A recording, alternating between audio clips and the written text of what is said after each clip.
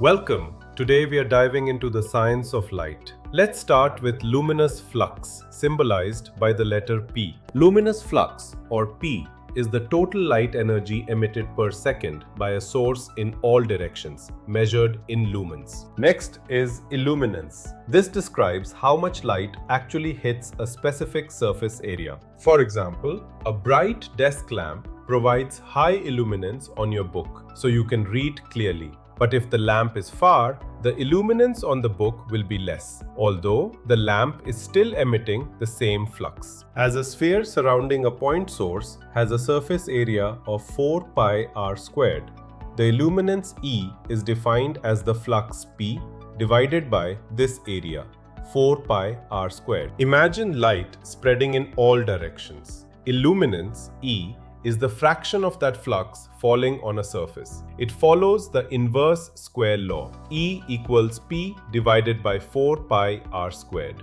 For example, a lamp producing 600 lumens placed 1.5 meters above a table creates an illuminance of about 21 lux. Notice the distance effect. Doubling the distance decreases illuminance 4 times and tripling it decreases it 9 times. So, how much would it decrease if the distance is increased 4 times? Here's a challenge. Imagine a paper screen.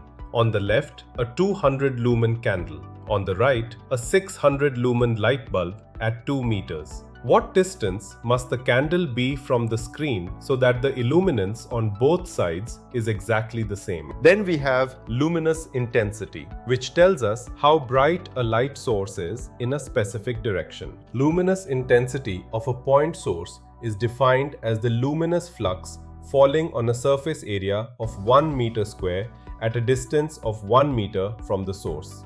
Measured in candelas, I equals P divided by 4 pi. Think of a flashlight. It might have the same flux as a bulb, but its intensity is much higher because the light is concentrated. We can also connect illuminance and intensity.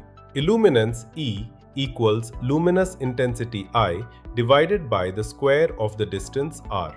E equals I divided by r squared. To summarize, luminous flux P is energy per second. Illuminance E is the flux per unit area following the inverse square law. And luminous intensity I equals P divided by 4 pi. Remember these principles. Thanks for watching.